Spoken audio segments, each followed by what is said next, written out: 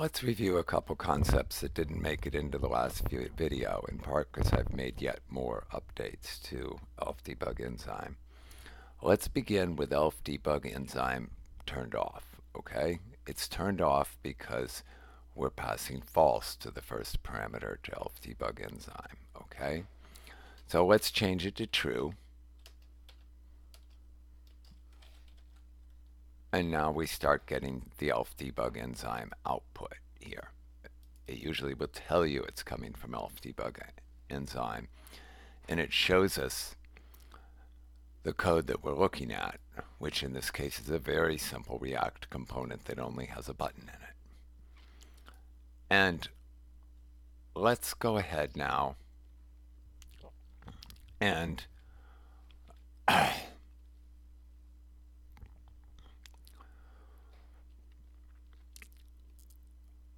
let's notice two things in it. One, we're now using find.type to search for the type of the element that we're searching for.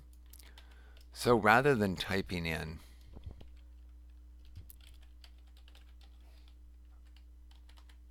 button like that, we type in find.type, which has the same result. If by some chance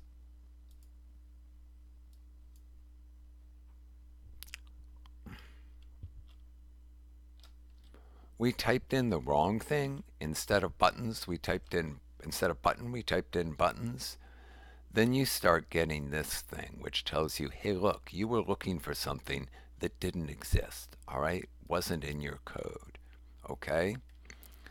So even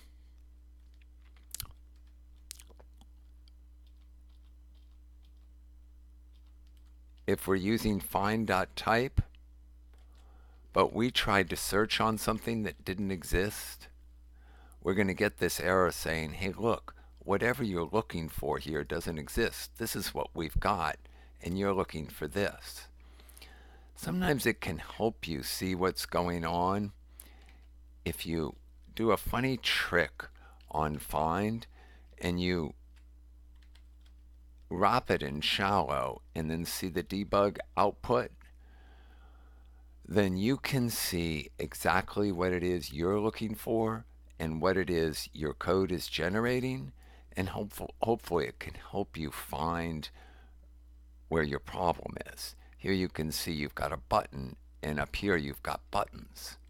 So if you started searching on the right thing, suddenly you'll find that it starts succeeding, or you need to make the change in your code instead of your test. I'm focusing on the test here because I'm trying to show you how the tests work. But if you were doing this and by mistake out here you'd written buttons, then of course the test's going to fail, but it's failing for a different reason. And it still shows you that your button element was not found, and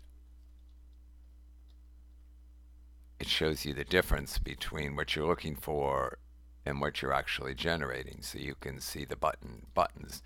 And in this case we can see that the problem, of course, was in our code. The test, which is usually the case, is the thing we want to fix, and when we fix it, it's fixed. Hopefully you can see that this kind of output right here that's telling you the error. In the past, ElfDebug Enzyme tended to be silent when it couldn't find the element you wanted. Now it's much noisier, and hopefully will help you figure out what it is it can't find. The other key point here was the find.type, so that you don't have to, it's drier, right? When you make the change here, it shows up here automatically, so you don't have to make the change here and here, which is an error-prone problem. Okay, that's all I wanted to show you.